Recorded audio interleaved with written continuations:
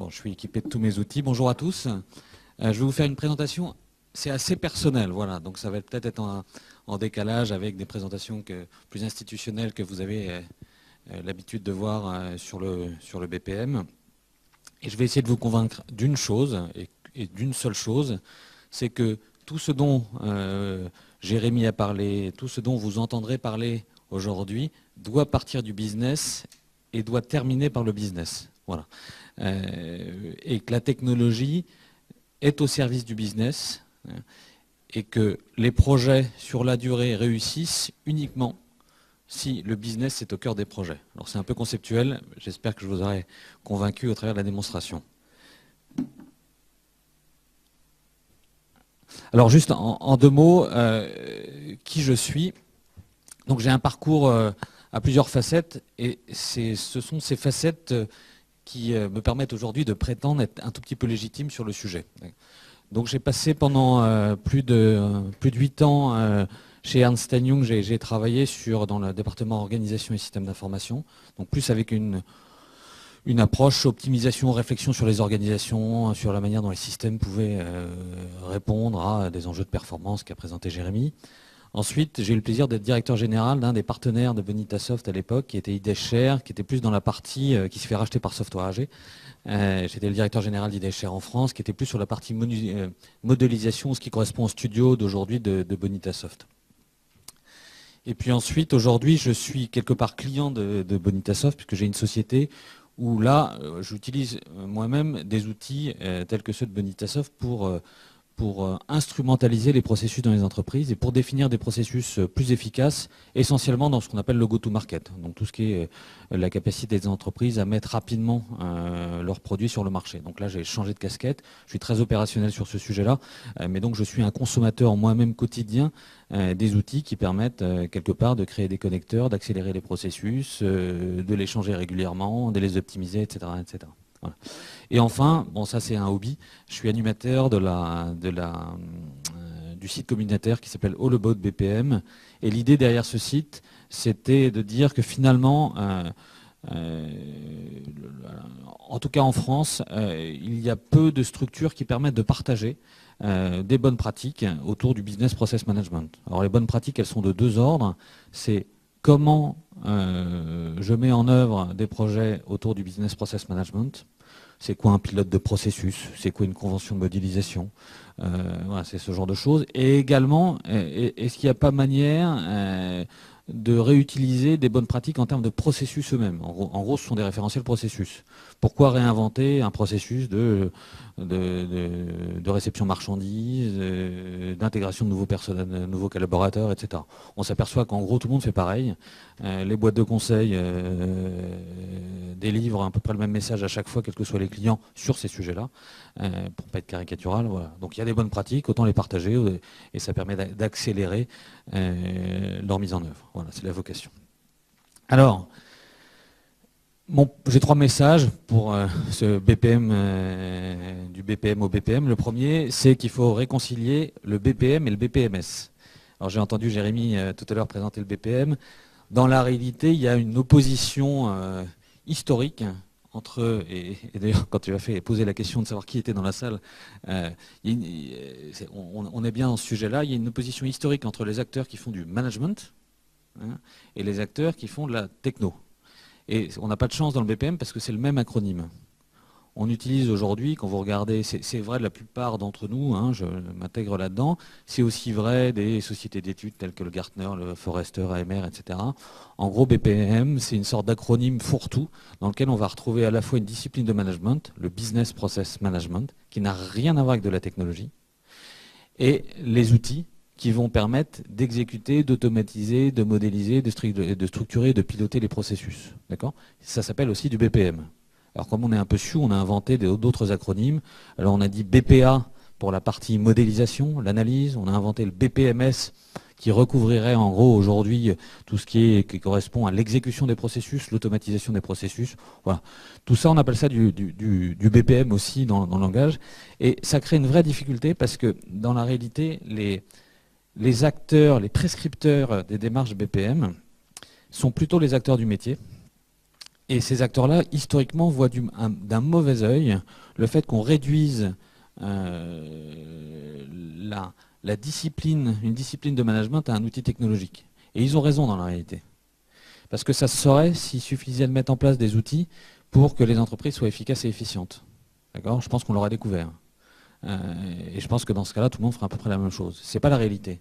La réalité, c'est qu'il faut trouver une adéquation entre ce qu'est l'entreprise, la manière dont elle fonctionne, ses processus et ses systèmes. Voilà. Donc ressources humaines, process, système, c'est un triptyque que vous avez l'habitude de voir probablement assez fréquemment. Mais il faut arriver à réconcilier ça. Donc la version process et la version système, quelque part, sont les deux côtés d'une même feuille. C'est pour ça que j'ai repris le yin et le yang. Plutôt que de créer une dualité ou de penser ça dans une dualité, il faut penser ça dans une notion de complémentarité. Je ne crois pas aujourd'hui, vu la technologie, vu l'importance des systèmes dans tous nos processus, qu'on puisse penser un process, qu'on puisse penser une approche managériale sans penser au système. Ça me paraît illusoire. En sens inverse, je pense que c'est complètement inutile de penser un process par le système. Voilà, j'essaierai de vous en faire la démonstration tout à l'heure. On peut toujours optimiser les process, les industrialiser. Si derrière, il n'y a pas la vision process, il n'y a pas la vision efficacité, il n'y a pas la vision efficience et contrôle interne, je n'y crois pas. Voilà. Alors, pourquoi je n'y crois pas ? D'abord parce qu'il n'y a pas le choix. Je crois qu'on est obligé aujourd'hui de réconcilier ces deux composantes, genre process et système, pour trois raisons principales. La première, et là je vais vous balancer quelques poncifs que vous pouvez voir toute la journée, mais je vais essayer de les resituer dans le domaine du process. Parce que l'environnement des sociétés évolue rapidement. Alors ça veut dire quoi ? Ça veut dire que d'abord je pense que le rythme du changement n'a rien à voir pour une organisation entre le rythme d'aujourd'hui et le rythme ne serait-ce qu'il y a 20 ans. Moi j'ai commencé à travailler en 1992 et à l'époque on faisait des analyses de process, ça s'appelait aussi comme ça, c'était l'époque du re-engineering des processus. Et on avait des horizons je vous promets, de 5 à 10 ans, parce qu'on pensait les processus dans une logique de reconfiguration, et on allait dire, bon, c'était à l'époque, je vous rappelle aussi la période des ERP, on allait mettre en place des projets d'ERP, et tout ça, entre les phases de diagnostic, la mise en œuvre des ERP, etc., on pensait en années. Aujourd'hui, on ne pense plus du tout en années. Je pense que les projets type Big Bang ERP, c'est terminé, on en voit de moins en moins, quoi. Ça ne veut pas dire qu'ils étaient inutiles, mais il y en a de moins en moins, et en tout cas, ils sont focalisés sur des périmètres beaucoup plus restreints, ce qui permet de les faire évoluer beaucoup plus rapidement. Voilà. Deuxième poncif, c'est sur la concurrence. La concurrence, elle est de moins en moins globale, elle est de moins en moins locale, elle est de plus en plus globale. C'est-à-dire qu'il y a plus de concurrents, il y a plus de pression, etc., etc. Ça oblige à penser et à accélérer, enfin en tout cas à maîtriser ces processus et être capable de les modifier plus rapidement. Le troisième sujet, qui est un peu plus subtil, c'est la notion de conformité. Il y a... Alors, on a l'habitude de ça, mais je voudrais juste prendre un tout petit recul. Avant la loi Sarbanes-Oxley, donc c'est une loi américaine, mais qui quelque part s'est diffusée dans le monde entier. Avant, si on ne savait pas, on n'était pas coupable. Sauf dans le domaine de la pharmacie. Mais en gros, si j'étais capable de prouver, si j'avais un problème de dysfonctionnement interne, si je pouvais prouver que finalement je ne savais pas, que je n'avais pas conscience des dysfonctionnements, on ne pouvait pas m'attaquer en tant que président d'une organisation, etc. À partir de la loi Sarbanes-Oxley, c'est complètement inversé. C'est-à-dire que, en gros, si vous ne savez pas comment fonctionne votre organisation et qu'il y a des problèmes qui surviennent, vous êtes responsable. Ça change un tout petit peu la configuration de la manière dont doivent fonctionner les entreprises. Et ça a déclenché des centaines de millions ou des milliards d'euros de projets dans les organisations pour mettre à plat les processus. Alors j'en sais quelque chose, j'en ai vécu pendant 4-5 ans chez IDS Share. On vendait à tir larigot les outils pour mettre à plat les processus, pour ne serait-ce que savoir comment les organisations fonctionnaient. C'était évidemment vrai aux États-Unis, mais c'était aussi vrai dans tous les pays du monde, parce que chacun a décliné cette loi à sa manière, d'une manière locale. Voilà.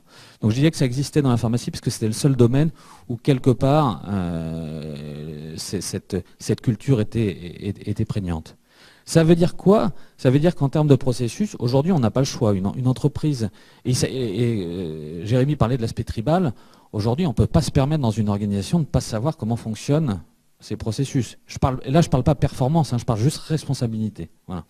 Et quelque part, la maîtrise de ces processus passe par, d'une part, leur automatisation, pour partie, mais surtout par la compréhension de ce qui est automatisé. Et là aussi, si on prend un tout petit peu de recul, dans les 15 dernières années, le déploiement des ERP à périmètre large ou restreint ont quelque part créé des boîtes noires là-dessus. C'est-à-dire qu'on pouvait dire, si j'ai mis mon SIRH, c'est probablement que les processus de gestion des ressources humaines sont bien gérés par le système, donc j'ai pas besoin de les connaître. C'est pas vrai, parce que c'est juste oublier que ces systèmes ne sont là que pour opérer les processus qui ont été pensés. C'est des processus managériels. Avec le même outil, on peut faire beaucoup de process différents. D'accord ? Et dernier point, qui est aussi une évidence, mais qui est l'évidence aussi de demain, c'est que l'entreprise aujourd'hui, ses frontières ont changé, vous le savez tous, hein, je ne vais pas enfoncer des portes ouvertes, mais on est aujourd'hui, dès qu'on se connecte chez un acteur, entre les fournisseurs, les partenaires, l'externalisation, enfin l'outsourcing des process, des études, ça va très loin aujourd'hui. Hein, juste, je travaille en ce moment sur des notions d'innovation. Les brevets, par exemple, et la conception de l'innovation est parfois même sous-traitée. Hein. Ce qu'il faut savoir, c'est par exemple quand Sanofi sort un nouveau médicament, la R&D il y a 5 ans, je ne parle pas d'il y a 50 ans, hein, il y a 5 ans, 100% quelque part du process de recherche et développement était géré en interne au sein de la société. Aujourd'hui, c'est 40%. Il y a 60% quand on crée un médicament, il y a 60% des process, des molécules, la réflexion de la R&D qui est faite en dehors de l'entreprise. Alors, inutile de vous dire que ça, en termes de process, ça complexifie un tout petit peu. Donc il y a 10 ans, on parlait des entreprises fabless avec les productions qui étaient en dehors de l'entreprise, etc. C'est vrai sur des domaines qu'on n'imagine même pas. Voilà. Donc aujourd'hui, c'était déjà pas facile de gérer les processus à l'intérieur des frontières de l'entreprise. Hein. Ça l'est encore plus quand cette entreprise est étendue, que ce soit côté fournisseur, partenaire, client, etc. Donc la maîtrise des process, c'est pas quelque chose, c'est pas un nice to have, c'est un vrai must have. Le deuxième sujet, c'est l'entreprise immatérielle. Je vais aller un tout petit peu vite là-dessus. Mais en tout cas, dans nos sociétés, je pense que ça se saurait si la compétitivité d'une entreprise occidentale venait de la performance de ses coûts de production. On a, et puis c'est très vrai en France en plus, hein, sans faire de politique, voilà. Donc on a des coûts de production qui sont un tout petit peu plus élevés que ceux d'un certain nombre de pays à l'autre bout de la planète. Même si ça se réduit sur un certain nombre de segments, ça reste très vrai, et ça reste vrai, c'est pas dans 20%, hein, c'est des ratios de 1 à 3, 1 à 4, etc. Voilà. Ça veut dire quoi? Ça veut dire que le process en tant que tel fait partie intégrante de la constitution de valeur de l'entreprise. Hein, si on ne se bat pas sur les coûts de production, on peut se battre sur au moins deux choses. On peut se battre sur l'innovation, être les premiers à sortir des produits, à innover, etc. Puis aussi, on peut se battre sur nos process. Parce qu'avec un process efficace, je peux réduire parfois par 10 le coût de production. Voilà. Donc même si mon coût humain est supérieur, in fine, je serai compétitif de par un process efficace. Ça, c'est la première chose. Et la deuxième chose, dans l'entreprise immatérielle, je pense que tout ça, et on reviendra là-dessus, le process, l'immatériel, pardon, est le fruit d'un processus. C'est-à-dire qu'on parle d'innovation, hein, c'est un sujet à la mode, mais je pense que c'est un sujet clé. L'innovation, c'est pas, tiens, je me réveille sous ma douche, j'ai une idée, je la partage et ça marche. Hein. L'innovation, c'est un process. Et donc, la capacité des systèmes de management et des outils à innover, à mettre en place des processus innovants, est pour moi, hein, je vous ai dit que c'est une vision personnelle de la chose, est pour moi un des clés de la réussite des entreprises de demain. Et je crois qu'on ne travaillerait plus, si je me replonge il y a 20 ans sur l'optimisation des process, en gros on faisait du fine-tuning, alors ok, parfois on faisait du re-engineering de processus, mais on ne travaillait jamais sur les systèmes d'innovation. Ce n'était pas le sujet. Je pense qu'aujourd'hui c'est le sujet. Donc ça monte d'un cran encore l'importance de la discipline autour de la maîtrise des processus. Et le troisième sujet, c'est sur les attentes clients. Alors là, c'est nous. Hein. Imaginez que vous alliez chez votre opérateur préféré pour demander un téléphone et qu'on vous annonce qu'il y a 6 semaines de délai pour récupérer le mobile, 18 semaines pour récupérer la ligne, etc. Je pense que vous changeriez assez rapidement d'opérateur. Je vous rappelle que juste les délais que je viens de vous donner, c'était ceux d'il y a 15 ans, on avait ces délais-là. Hein. Il y a 15 ans, pour ouvrir une ligne, hein, on avait à peu près 4 semaines. Voilà. Je ne sais pas combien on a aujourd'hui, mais c'est plus proche du quart d'heure que des 4 semaines hein, quand vous êtes en particulier. Et sur le mobile, c'est quasiment instantané. Voilà. Donc, d'un point de vue client, en fait, c'est l'antithèse de ça. D'un point de vue client, on n'a absolument pas envie de savoir comment fonctionnent les processus de l'entreprise. On s'en fout. Donc, mais pour s'en foutre, bah, je peux vous dire que derrière, les processus, ils doivent être maîtrisés. Là, en tant que client, on veut que les processus de l'entreprise soient absolument transparents. Et pour autant, on est partie prenante de ces processus. Quand je remplis des formulaires, quand je fais les demandes, quand je reçois quelque part des informations sur le support, etc., je suis partie prenante de processus. Je contribue à alimenter les bases de connaissances, etc. Ça doit être complètement transparent. Voilà. Pour que ce soit transparent, il faut que ce soit absolument maîtrisé par les organisations. Voilà. Donc, il n'y a pas le choix. Et le deuxième sujet, et ça c'est la bonne nouvelle du jour, c'est que aujourd'hui, pourquoi on peut réconcilier le BPM et le BPMS? Tout simplement parce que c'est possible. Et ça n'était pas forcément, alors là je ne vais pas remonter il y a 15 ans, je vais remonter il y a 5 ans. Le multi-device, comme on dit aujourd'hui, bah, il y a 5 ans, posez-vous la question, ce n'était pas le cas. Quel était le taux de pénétration de ce type de mobile, des tablettes, etc. Les tablettes, je crois que ça n'existait même pas, je ne sais pas quand est sorti l'iPad, mais ça doit être il y a 4-5 ans à peu près. Voilà. Alors là aussi, c'est une porte ouverte, de dire, ouais, multi-device, multi-machin. Mais c'est aussi juste, c'est 5 ans. 5 ans, c'est rien. Et alors, ce qui est incroyable, c'est qu'on a un cycle d'adoption à titre personnel qui n'a rien à voir avec celui des organisations. Je pense qu'aujourd'hui, vous avez tous au moins soit un iPhone ou équivalent, soit un iPad ou équivalent. Et ceux qui n'en ont pas font de la résistance et je les en félicite, mais je ne sais pas si ça va durer très longtemps. Donc de toute façon, on est là-dedans et on n'a pas mis très longtemps à y passer. Donc aujourd'hui, c'est une réalité. La deuxième réalité, c'est que les systèmes sont ouverts. Alors ce n'est pas une nouveauté, mais aujourd'hui, faire des connecteurs entre des applications, qui choisirait aujourd'hui une application, quelle qu'elle soit, qui n'aurait pas un système équivalent, soit des API, soit des systèmes équivalents à des API qui permettraient de connecter les systèmes entre eux. Ça n'existerait pas. Honnêtement, ou alors il faut changer de métier. Décalez-vous, mettez-vous 5 ans avant. Dans les cahiers des charges, le pavé, c'était cahier des charges sur les API, c'était portion congrue, c'était à la dernière page dans les annexes d'un document qui allait faire 100 pages. Aujourd'hui, moi, si je devais en mettre un sujet sur ces trucs-là, je le mettrais en première page, sur la capacité d'interconnecter les systèmes. Alors on appelle avec des noms, peu importe, mais c'est une réalité. Donc les systèmes sont ouverts. Les bases de données, quelque part, elles sont ouvertes. Est-ce que vous achèteriez aujourd'hui un système dont vous ne connaîtriez pas la technologie en termes de base de données? Bon, vous dormez, mais la réponse serait probablement non. Il y a 10 ans, ouais, on se posait la question, mais c'était probablement pas un des critères principaux. Troisième point, la puissance des machines est là. Là aussi, c'est un truc, même il y a 5 ans. Mettre en place des systèmes, mettre en place Bonitas dans une organisation, les sujets de performance, c'était des vrais sujets. Et là, je ne vous parle pas du militaire avec le problème de temps réel, ou les banques avec des problèmes de temps réel. Je vous parle dans tous les domaines. Aujourd'hui, c'est quasiment plus un sujet. C'est même plus un sujet de coût. Louer des serveurs dans un data center chez votre fournisseur préféré, c'est rien. Ça se fait en quelques secondes. Il y a 5 ans, dans une organisation, pour mettre en place un serveur, c'était quoi? 1 mois? 2 mois? Entre le moment de les acheter, de les configurer, de les réceptionner, machin, mettre en place les applications, voilà, c'est une réalité. Aujourd'hui, ça se fait en quelques minutes. Et là, j'en fais à peu près tous les jours. On ouvre les serveurs, on les ferme, on les détruit, on augmente de la mémoire. C'est plus un sujet. Voilà, ça l'était il y a encore peu de temps. Autre point, il faut que j'aille peut-être un peu plus vite. J'ai combien de temps, Jérémy? 45, bon ça va, j'en profite. Alors autre point, c'est que les outils transactionnels sont là. C'est une bonne nouvelle, on crache tous sur les projets ERP, SAP, Oracle, etc. Ok, c'est facile de dire maintenant que c'est des projets énormes, qu'il n'aurait peut-être pas fallu les faire, mais on est bien content qu'ils soient là.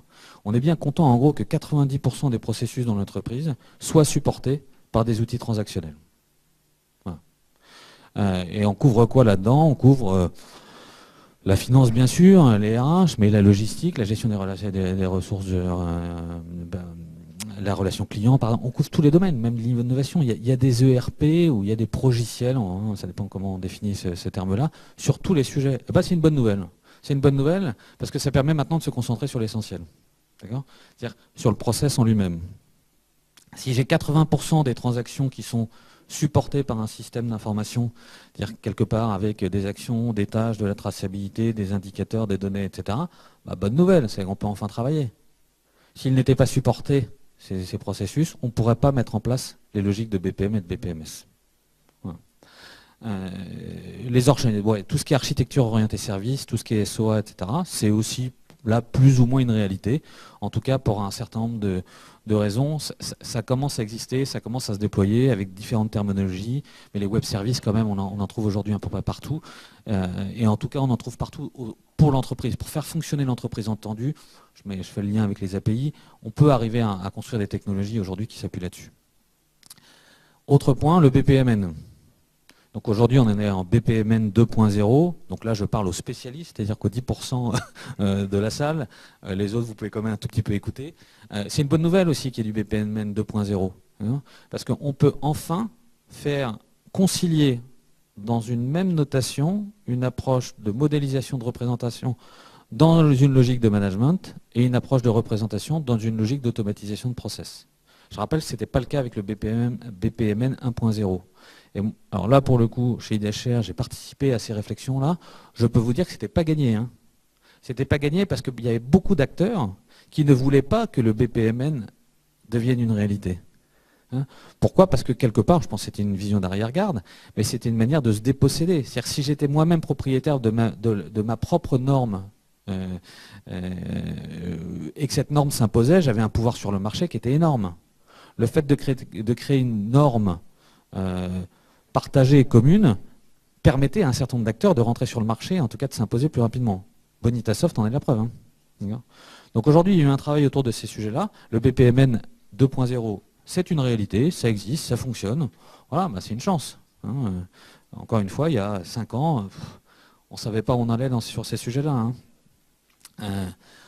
Dernier point, alors ça va à la fois faire plaisir et pas faire plaisir à Bonitasoft, mais c'est le SaaS. Le SaaS est une réalité. Voilà. Alors pourquoi ça ne ferait pas plaisir? Parce qu'aujourd'hui, à ma connaissance, je ne sais pas si c'est dans les tuyaux, mais ce n'est pas encore en mode SaaS. Mais pour moi, c'est une très bonne nouvelle, quand même, parce que ça veut dire qu'il y a beaucoup de choses à interconnecter. C'est-à-dire que quand on avait 95% du portefeuille logiciel au sein d'une entreprise qui était en mode on-premise, c'est-à-dire qui était installé sur des serveurs, etc., on pouvait se permettre de créer des bus applicatifs, de mettre des backbones, etc., qui allaient se connecter. On avait la maîtrise intégrale, quelque part, de son système. Aujourd'hui, avec le déploiement du SaaS, c'est plus tellement le cas. Hein. Donc, il faut trouver des systèmes et des moyens d'orchestrer sans pour autant avoir la main sur les systèmes. Hein. Et ça, le BPMS, sur ce sujet, c'est un point clé. C'est un point clé d'avoir des outils qui soient capables, sans être à proprement parler des bus applicatifs, d'être capables de faire le lien entre ces applications. Voilà. Donc tout ça, en résumé, la technologie permet aujourd'hui de mettre en place le BPMS. Et ce n'était pas le cas, allez, soyons fous, ce n'était pas le cas il y a 10 ans. Je crois que ce n'était pas le cas il y a 5 ans non plus dans la réalité pour se déployer rapidement. Et il y a un deuxième sujet sur le fait que ce soit possible, c'est d'un point de vue humain. Je pense, alors là c'est très personnel, mais je pense que les organisations aujourd'hui sont prêtes à ça. Hein. Et je pense qu'il y a un décalage entre le comportement individuel et le comportement collectif. J'aurai l'occasion de revenir là-dessus. Mais je crois qu'à titre individuel, on a tous compris ce qu'était le process et ces notions d'efficacité du processus. Je reprends mon exemple, là, quand vous allez commander un mobile. Je pense qu'on a tous un tel degré d'exigence en termes de service client, que, ou alors on est vraiment schizophrène, ou alors sinon on doit pouvoir se dire que ce qui est vrai à l'extérieur de l'entreprise, dans mon comportement d'achat de clients, des fournisseurs, etc., je dois quand même pouvoir l'appliquer au sein de l'entreprise. Donc je pense que les organisations aujourd'hui sont prêtes, puis les organisations sont quand même de moins en moins hiérarchiques, de plus en plus transverses. Je ne ferai pas le baratin autour de l'entreprise 2.0, blabla, mais quelque part c'est une réalité. Donc je pense que les entreprises sont beaucoup plus prêtes qu'on ne le croit ou qu'on ne le dit pour mettre en place ou pour réconcilier BPM et BPMS. Voilà. Alors cependant, la mauvaise nouvelle, c'est que après tout ce que je viens de vous dire, c'est on est prêt mais on n'y est pas encore. Alors, pourquoi on n'y est pas encore? Parce que les rites ne sont pas les mêmes.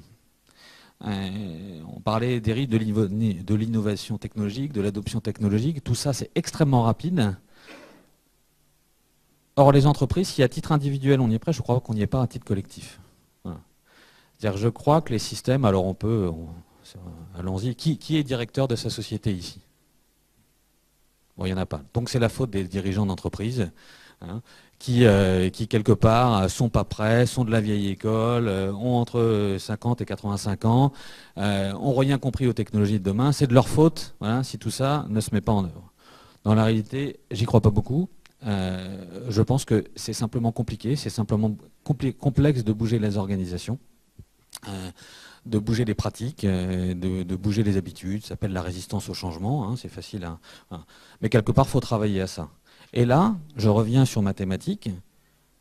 Le BPM en tant que discipline de management, doit être un élément clé pour faire évoluer les mentalités. Et une des manières de le faire, c'est de prouver que ça marche. Et comment on fait pour prouver que ça fonctionne? Le meilleur moyen, c'est de prendre des bouts de processus ou des processus et puis de montrer que les démarches d'automatisation, par exemple, vont permettre d'apporter du confort à l'utilisateur, des taux de service meilleurs, une efficacité, une efficience plus meilleure, etc. etc. Voilà. Donc je crois qu'on n'y est pas encore. On a un problème de cycle, d'adoption de tout ça. Mais quelque part, comme on n'a pas le choix, on est obligé d'y aller. Et là vous avez tous, ici, quelle que soit votre casquette, une responsabilité assez forte pour ce faire. Voilà. Et après, je donnerai quelques règles qui, à mon avis, doivent être suivies pour y arriver. Voilà. Autre point, j'ai repris ce cycle-là. Là, c'est peut-être une conviction assez forte. En fait, on a l'habitude de... Voilà, c'est le cycle d'amélioration continue de la performance. Alors, chacun met ses mots, mais en gros, on planifie, on dit, tiens, ça serait pas mal de changer ou d'optimiser ce processus-là. Ensuite, on conçoit des process et des systèmes, on les déploie, on les analyse, on les optimise, et puis on replanifie parce qu'on a d'autres choses, la concurrence, un nouveau métier, etc. On a l'habitude de dire en gros que tout ce qui est planifié, optimisé, analysé, c'est le monde du BPM, en termes BPM management, et concevoir et déployer, c'est le monde du BPMS. Je caricature. Je ne crois pas une seconde à ça non plus. Je pense qu'on ne peut pas penser aujourd'hui des process sans penser des systèmes. Et on ne peut pas penser des systèmes sans penser des process. Et ça, c'est ce qui rend nos métiers, vos métiers, difficiles. C'est-à-dire que c'est super facile pour un consultant d'arriver dans une entreprise et de dire « votre truc, il est merdique. Voilà, aujourd'hui, voilà ce qui se fait. C'est l'entreprise est tendue, on va interconnecter tout ça, on va mettre en place un pilotage des données, et puis en plus, on aura le big data, on va se connecter à des données, des centres de données qu'on va récupérer pour optimiser, etc. » Ok, c'est vrai, mais si on ne sait pas, si on ne connaît pas la manière dont on peut rapidement mettre en place ces process, ça ne sert à rien. Ça ne sert à rien parce que on aura raison à un instant T. Ce temps T, il va durer quoi? 18 mois, hein, et ça sera le temps de mettre en place des systèmes, si je les ai mal imaginés, et de toute façon, dans 18 mois, j'aurais plus raison. Donc je pense qu'il faut penser les process en pensant les systèmes. Voilà. C'est ce qui rend l'exercice difficile pour les acteurs du métier. Hein. Parce qu'on n'a pas forcément conscience de ce qui est possible de faire. Et en sens inverse, je conçois des systèmes, les systèmes doivent répondre à des besoins métiers et doivent surtout faire la preuve de ces besoins métiers. Voilà. Donc, une des pistes là-dessus, c'est de penser à chaque étape de ce cycle d'amélioration de la performance, c'est de penser système, de penser management. Voilà. Si on n'a pas cet exercice intellectuel, je pense qu'on ne peut pas aller assez vite et dans ce cas-là, on ne répond pas aux objectifs. Voilà. Alors maintenant, je vais faire un peu de politique. C'est mon deuxième... Voilà. C'est le deuxième sujet. Le BPMS, c'est maintenant. Donc j'ai essayé de trouver une photo, mais c'était trop politique, donc j'ai enlevé la photo, mais je les avais, je vous promets. Mais c'est extrêmement sincère et c'est une conviction profonde. C'est que ça fait, je pense, depuis 2 ans, on peut dire à peu près ça. D'accord ? Alors, ça veut dire quoi? C'est maintenant, c'est qu'il faut le faire maintenant, mais d'un autre côté, ça veut dire qu'il y a une contrainte pour les éditeurs. Là, je m'adresse à Bonitassoft. Je vais faire ma lettre au Père Noël de ce que j'estime être absolument nécessaire pour que le choix d'une solution technologique soit pérenne et puisse tenir la promesse que je viens de présenter préalablement. Alors il y a 4-5 éléments que je vais partager avec vous. Donc là je vais utiliser des acronymes que vous avez l'utilité de voir. Donc le BPM, alors d'un point de vue technologique, je vous rappelle, il y a il y a plusieurs manières de voir le sujet, et chaque outil se positionne à peu près sur une composante de ce domaine. Il y a tout ce qui est document-centrique. Donc c'est quoi? C'est mettre le document au cœur du processus. Voilà, un document a un certain nombre d'étapes. Voilà. Il y a un certain nombre d'interactions entre les acteurs et les documents, et finalement il y a des outils qui sont ce qu'on appelle document-centric. Voilà. Adobe est un des acteurs de ce domaine-là. D'accord. Il y a des outils qui sont SOA-centriques ou middleware-centriques ou technologie-centriques ou égocentriques, enfin j'en sais rien, mais en tout cas qui sont autour de la techno. Je pense qu'historiquement, Bonitasoft était dans ce domaine-là. D'accord. Qu'est-ce que font ces outils? Ils sont là pour faire dialoguer les systèmes les uns avec les autres. Et pour gérer ce dialogue, pour gérer la cohérence de ce dialogue, l'intégrité des données, etc., etc. Et puis il y a les outils qui sont human-centric, qui eux vont plus gérer la relation, le process, en gros les étapes. Un acteur, il fait une étape, il est impliqué dans une étape 1, en fonction de ce qu'il a renseigné, etc. Ça passe à 2A ou 2B, etc.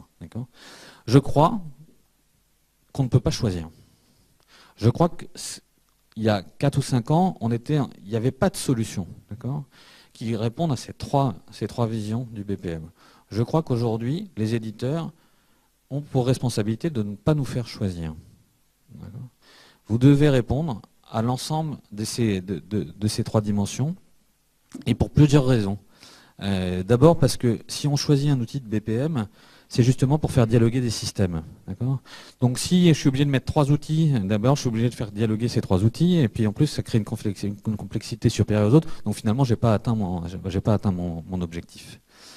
Deuxièmement, finalement, si je devais réduire, alors Jérémy ne va pas aimer ce que je vais dire, mais si je devais réduire la vocation d'un outil de BPMS, c'est pas d'automatiser des processus qui sont couverts par des entités transactionnelles.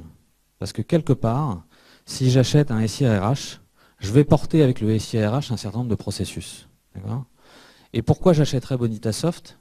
Pour couvrir des processus qui globalement ont déjà été intégrés, configurés, pensés par d'autres outils, et en plus de ça, qui vont probablement intégrer, je ne sais pas, par exemple un cadre des règles, un cadre de régulation, voilà, ou des règles de calcul pour faire une paye, etc. Voilà.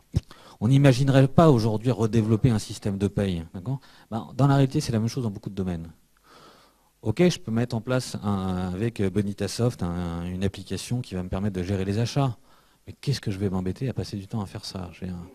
N'importe quel ERP fait ça, et en plus aujourd'hui vous en avez plein sur en mode SaaS. En 3 minutes vous pouvez les mettre en œuvre, et puis ils sont configurables, ils sont ouverts. Pourquoi s'emmerder en réalité?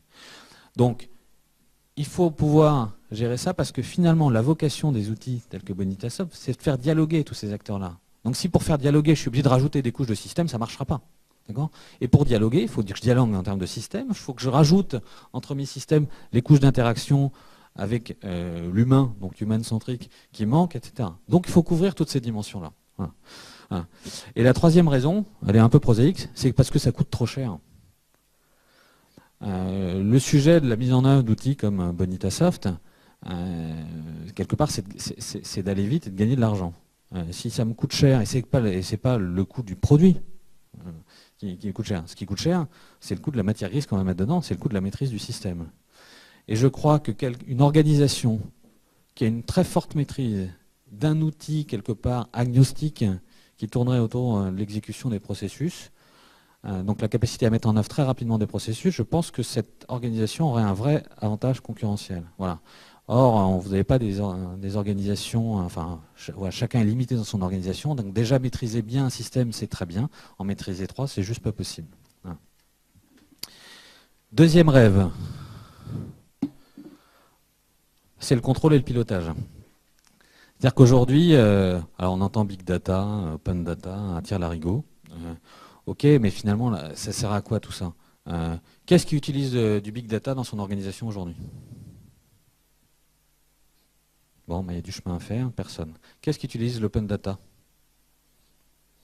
Vraiment personne? Moi, bon.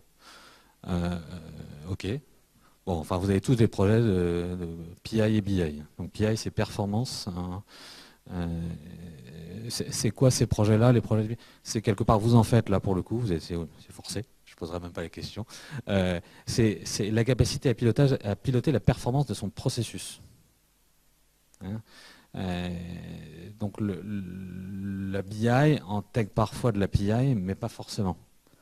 Hein.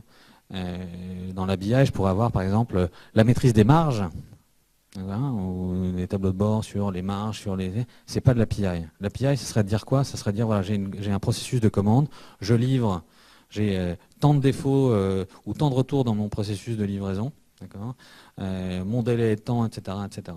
Donc vous en faites forcément, mais il y a des domaines qui sont spécifiques à ça. Ah. Eh bien, aujourd'hui, les outils de BPM doivent permettre. C'est-à-dire que souvent, ce qui manque pour être capable d'avoir un bon outil de pilotage, c'est la capacité de relier les bouts de process. C'est-à-dire que si je construis un système qui va passer un moment par un système de GRC pour la prise de commande, la relation client, puis qu'ensuite je vais passer dans un système logistique, puis ensuite je vais passer dans mon système financier, quelque part être capable de connecter ces trois processus, c'est une complexité. Or, en général, la performance dans chacun des silos, elle est à peu près gérée. Par contre, l'enjeu, c'est d'être capable de gérer la performance de mon processus end-to-end, de bout en bout. Et là, moi, je crois beaucoup à la capacité des outils type Bonitasoft à accompagner là-dessus. Ça doit aider au pilotage. Parce que ça permet simplement de sortir des données dont on a besoin pour le pilotage. Évidemment, plus avec une vision process. Le deuxième sujet, c'est la conformité. Alors, la conformité, donc, ou le contrôle, c'est là, il y a deux visions. D'abord, le process de contrôle, c'est un process. C'est-à-dire que le fait d'être capable de dire je mets en place un certain nombre de tâches et de contrôle de ces tâches, c'est un process. Donc repenser son processus, je ne sais pas, un process de, allez, on va prendre un truc de base, de livraison marchandise. Une livraison marchandise, à un moment, vous pouvez mettre un certain nombre d'étapes de contrôle là-dessus, vous pouvez ne pas les mettre. C'est bien du process. Donc ajouter, ou en tout cas utiliser des outils de BPMS pour mettre en œuvre ces contrôles à l'intérieur du process, c'est une chose et c'est une valeur. Mais il y a aussi le contrôle du contrôle. Là, s'il y a des acteurs du contrôle interne ou de l'audit interne dans l'organisation, c'est la capacité à mettre en place des processus de contrôle sur mes processus qui sont eux-mêmes contrôlés. Et bien là c'est un domaine qui est quelque part en friche dans la plupart des organisations. Et là, on fait à la main.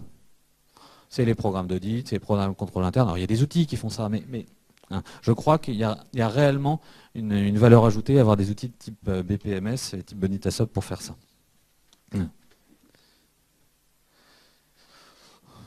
Troisième sujet, c'est la notion de business centrique. Alors j'ai mis business, j'ai hésité, j'aurais pu mettre people centrique. C'est quoi? C'est de dire que là, aujourd'hui on parle d'entreprise 2.0, génération Y, des RSE, des réseaux sociaux d'entreprise, etc. Je crois qu'au final, il n'y a pas de bon process. Ça n'existe pas. C'est une mauvaise nouvelle, mais ça n'existe pas. Il y a de bons process que de bien mis en œuvre dans les organisations. Donc quelque part, et là aussi, les acteurs de la techno ont une responsabilité, les acteurs du business ont une responsabilité. Quand je pense mon process business, je dois penser à la technologie qui est capable de les mettre en œuvre, mais je dois aussi penser à la capacité des organisations à absorber ces technologies. Et inversement, quand je suis côté techno, je dois mettre en place des process en pensant à la manière dont ils vont être instanciés et opérés par les opérationnels. Voilà. Et ça, c'est quand même souvent le grand... c'est le plus complexe, puisqu'on touche à de la matière molle. Mais si on regarde les organisations... et à chaque fois, dans tous les projets, si on demande, alors, et si c'était à refaire, on travaillerait plus sur la gestion du changement, la compréhension des processus et le déploiement. Voilà. Et là encore, je reviens sur les cycles. Si vous mettez 6 mois à construire des nouveaux, imaginer et mettre en œuvre des process, mais qu'on met 18 mois, 24 mois, 36 mois à faire que ça devienne une réalité sur le terrain, on a fait super bien le travail en amont, mais c'est trop tard, c'est fini. Voilà. Voilà. Donc business centrique dans le sens préoccupation business, capacité des organisations et des hommes à mettre en place ces process. Et là aussi, les systèmes ont une énorme responsabilité. Ils ont une énorme responsabilité parce que je voyais tout à l'heure l'écran de Bonita avec la capacité d'envoyer des emails. Ok, c'est super, c'est nécessaire, mais je pense qu'on peut aller plus loin. Je pense qu'à un moment, quelque part autour du process, on devrait pouvoir embarquer nativement, alors c'est peut-être le cas, mais c'est de plus en plus le cas, mais la capacité de ne pas avoir à repenser le système d'interaction entre les acteurs au sein des process. Je pense que ça devrait être embarqué nativement en fait, dans la réalité. Je trouve que ce n'est pas encore complètement le cas, mais ça va venir. Voilà, je pense que dans les 18-24 mois, la technologie va aider à ça. Et du coup, ça libérera les énergies pour les acteurs métiers qui vont pouvoir penser leur process, non pas avec des contraintes techno, mais avec des vraies contraintes humaines. Comment former, comment éduquer, comment faire adhérer, etc. etc. Voilà. Je viens un peu de dévoyer le sujet qui était Social Against Process. Là, j'ai le droit à un coup de gueule, donc je vais le faire là-dedans. Je participe régulièrement à des conférences et je trouve ça extravagant qu'en 2013, on soit encore en train d'opposer deux mondes, qui seraient le monde de l'entreprise 2.0, qui serait sociale, qui serait agile, etc., à l'entreprise process, qui, elle, serait issue du taylorisme, qui serait figée, dans lequel on ne pourrait rien faire, il n'y aurait pas d'innovation, etc. Je trouve que c'est complètement stupide. Ça ne répond aucunement aux réalités des entreprises. L'innovation, c'est un process. Je ne sais pas, essayez dans votre organisation d'arriver le matin et de dire j'ai une super idée, vous envoyez un mail et vous allez regarder en combien de temps l'entreprise va mettre en place cette idée. Ça n'existe pas. Donc je crois que c'est une chance aujourd'hui d'avoir des entreprises effectivement plus agiles, peut-être avec des organigrammes un peu moins verticaux, structurés, j'en sais rien. Mais je crois qu'il ne faut pas opposer le social et le process. Il y a du social dans le sens entreprise sociale, entreprise 2.0, que s'il y a du process. Et il y a du process efficacement mis en place que si l'entreprise, quelque part, pense différemment, implique ses collaborateurs, etc. Et on ne soit pas dans une logique top-down systématique. Voilà. Donc je pense qu'opposer les deux, c'est idiot. Je ne savais pas où mettre ce slide parce que je ne sais pas comment Bonitasov peut contribuer à ça, mais je suis sûr qu'ils vont trouver des idées. Voilà. Parce qu'on doit pouvoir résoudre cette fracture. Et enfin, mon rêve, c'est un process en 5 minutes. C'est-à-dire que le jour où on est capable, on n'y est pas encore, hein, mais le jour où on est capable, en 5 minutes, quelque part, d'instancier un process, alors je ne vous parle pas d'un process avec 2 étapes, hein, mais de connecter des systèmes, voilà, de dessiner un process, de le mettre en œuvre, en connectant des systèmes, en étant ouvert, en déployant ces process dans les entreprises. Alors là, je pense qu'on aura fait un grand pas en avant.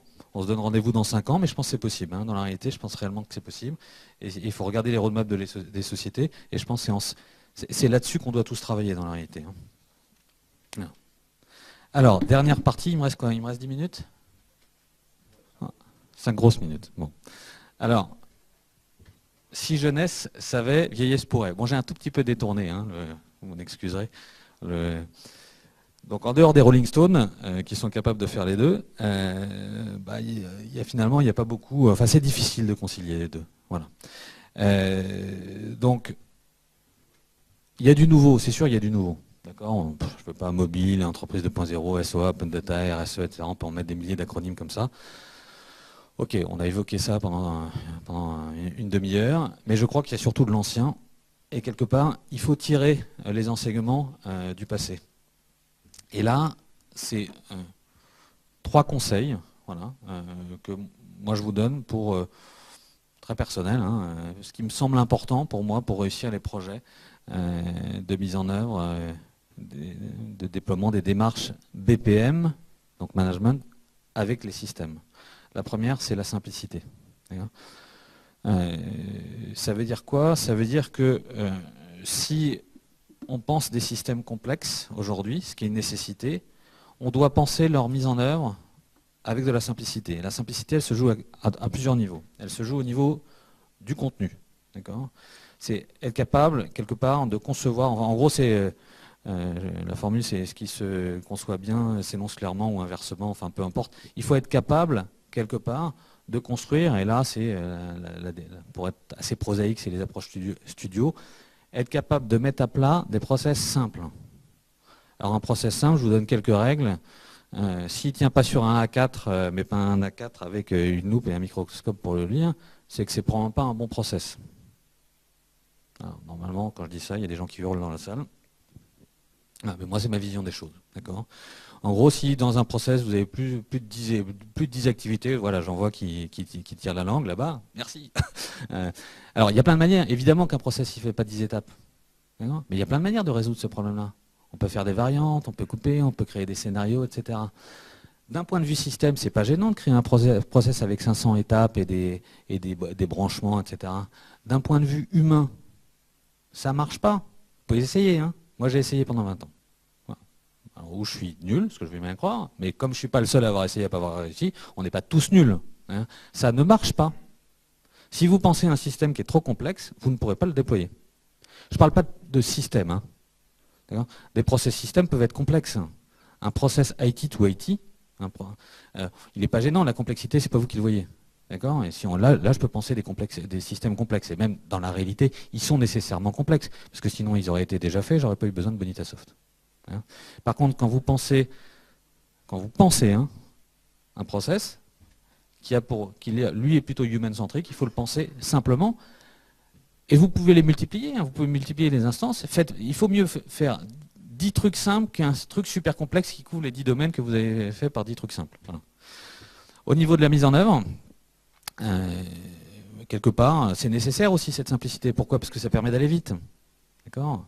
C'est 10 fois plus rapide. Je pense que le temps est exponentiellement proportionnel, je vais y arriver dans ma phrase, à la complexité. C'est-à-dire que plus vous créez des systèmes complexes, plus le temps de développement et de mise en œuvre est important, mais pas dans une logique, c'est pas proportionnel, c'est exponentiel. Hein. D'accord. C'est exponentiel parce qu'en termes de développement, c'est plus compliqué à faire. Et puis surtout en termes de déploiement, c'est beaucoup plus compliqué à obtenir l'adhésion. Et je vous rappelle, c'est là où on perd. Hein. D'accord. Et puis en termes de maintenance, c'est facile de maintenir un truc facile, c'est super compliqué de maintenir un truc compliqué. Hein. Voilà, je pense que cette phrase, on pourrait la mettre dans la palissade, mais pensez-la. Il faut penser simple. D'accord. Voilà. Alors, encore une fois, je parle plutôt là des process humains-centriques. Deuxième sujet, c'est penser sur l'efficacité. Alors, je vais juste rappeler une petite différence entre l'efficacité et l'efficience. Si je change je crève sur le bord de la route et que je change le pneu de ma roue, je ne serai probablement pas très efficace, mais je serai super efficient. Je ne serai pas efficace parce que je pense que je vais mettre 15 minutes pour changer ma roue. Par contre, je serai efficient parce que j'aurai mobilisé très peu de ressources pour le faire, très peu de savoir. Je sais changer une roue, alors que je ne l'ai jamais fait, etc., etc. A contrario, si je suis dans une écurie de Formule 1, je peux changer une roue, en quoi, je ne sais pas combien on fait ça, 6 secondes, 7 secondes? Ouais, 6 secondes. Et encore pendant ce temps-là, je fais le plein aussi. Donc là, je suis hyper efficient. Par contre, je ne suis pas du tout efficace. Hein. Je suis hyper efficace, je ne suis pas du tout efficient. Je suis hyper efficace parce que la mesure de ce process-là, tous mes indicateurs vont être au vert. Par contre, en termes d'efficience, alors là, je suis nul. Combien ça coûte de changer des pneus en 6 secondes, quoi? Vous divisez 15 minutes par 6 secondes, ça va vous donner un ratio. Hein, et ensuite, vous appliquez le coût à ça. Ben, vous allez voir qu'il faut mieux changer ses pneus en 15 minutes qu'en 6 secondes. Hein. Par contre, ce n'est pas très bon dans un tournoi de Formule 1. Voilà. Donc ça, c'est la différence entre l'efficacité et l'efficience. Et aujourd'hui, ben, il faut s'appliquer. Et là, vous avez conscience de ça tous les jours quand vous travaillez sur vos processus. Vous faites toujours des arbitrages entre efficacité et efficience de votre processus. Eh bien, il faut faire la même chose dans sa démarche. D'accord ? Il faut être efficace et il faut surtout démontrer l'efficacité. C'est-à-dire que, et là si je cantonne le BPM à une approche technique, quelque part je pense que les projets n'ont pas d'avenir parce que vous serez toujours en train de justifier les coûts et les budgets pour les mettre en œuvre. D'accord ? Et ça d'un point de vue techno, aussi bien que d'un point de vue métier. Si en sens inverse, on met l'efficacité au cœur du projet de mise en œuvre du process, là ça change tout. Parce que si je suis capable de démontrer quand je mets un process et que je pense indicateur, que je pense performance, que ce soit d'un point de vue efficacité et efficience, du coup, je n'ai plus besoin de le justifier. Soit il s'auto-justifie parce que quelque part, voilà, j'ai un ROI potentiel, soit il se justifie pas. Voilà. Donc ça, c'est la partie facile en fait, parce qu'on est tous à peu près capables d'utiliser Excel pour justifier le ROI d'un projet. La réalité, c'est que je reviens 6 mois après, quand j'ai mis en place le projet-là, je peux faire ce coup-là 1 fois, 2 fois, 3 fois, je ne peux pas le faire 10 fois. D'accord ? Donc, dans les process, il faut être capable de mettre les indicateurs au cœur du dispositif. Si dans la mise en place du process, je pense d'abord, ok, je fais ça pour accélérer, pour réduire mon taux de churn dans un réabonnement par exemple, si l'information que je donne quand j'ai mis en place le process, c'est mon taux de churn et pas le process, j'ai gagné. Voilà. Donc je pense, je ne suis pas sûr d'être très clair sur ce sujet-là, mais pour être plus clair, posez-vous 3 questions. Est-ce que votre démarche BPM a son propre système de gouvernance? Voilà, ça c'est la première question. La réponse sera probablement quand même dans beaucoup de cas, j'espère, oui. Deuxièmement, est-ce que les indicateurs de votre démarche sont liés à l'efficacité de votre démarche ou à l'efficacité des process qui sont portés par votre démarche? Et bien là, je pense qu'il y a 9 fois sur 10 où c'est l'efficacité de la démarche. On va dire, ouais, j'ai couvert 83% des processus que je pensais couvrir. Super. À quoi ça sert? Ce qui est important, c'est de prouver que les processus qui ont été couverts, que leur performance a augmenté en termes ou l'efficacité ou l'efficience du process a couvert. Et ça, je vous invite à réfléchir les indicateurs de votre démarche.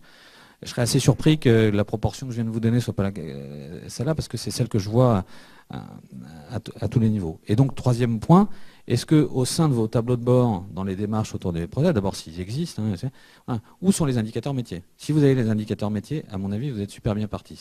Si vous ne les avez pas, regardez vos démarches et mettez l'efficacité au cœur de votre démarche. Voilà. Et tout ça, encore une fois, qu'on parle de big data, d'open data, tout ça, etc., c'est le même sujet. Hein. C'est des vieux trucs, mais c'est des trucs qui fonctionnent toujours. Et le dernier point, c'est l'universalité. C'est intéressant la question que posait Jérémy tout à l'heure. En faisant le tour, il y a une population assez disparate. En fait, moi je crois beaucoup au fait, comme on doit concilier des approches managériales avec des approches techniques, je crois à l'universalité du discours, à l'universalité du discours.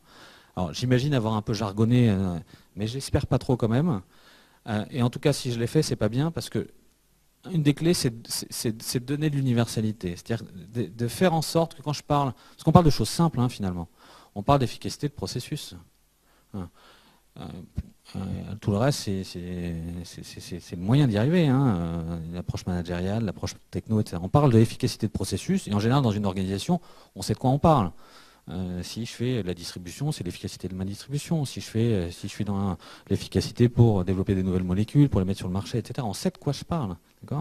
Donc si on arrive à créer un discours quelque part autour de ces sujets-là, on peut se gargariser de mots, mais de le faire, d'avoir des discours universels très simples, je pense qu'on va pouvoir faire adhérer les sponsors, et les sponsors, ce sont eux qui ont les budgets. Donc si quelque part les acteurs, les décideurs de l'entreprise, on les met en position de décider autour de ces sujets-là, non pas en leur vendant la énième technologie, on leur a déjà fait le coup, on leur a vendu les ERP, on leur a vendu les projets de BI, on leur a vendu tout ça. Voilà. Non, on leur vend des données métiers, une approche métier. Je pense qu'on a la capacité, au travers de l'universalité de ce discours-là, à déployer un peu plus rapidement les démarches process dans les entreprises. Voilà. Je crois que j'en ai terminé. Juste une phrase pour faire la synthèse, c'était from business to business. S'il y a une chose que vous devez retenir, c'est que le business, il ne faut pas qu'on oppose le business à la techno. Les deux sont complètement interconnectés, mais le plus important, c'est le business. Si on oublie le business dans les projets techno, ça ne marche pas, ou ça ne marche pas très longtemps. Voilà. Merci à vous. Merci Loïc.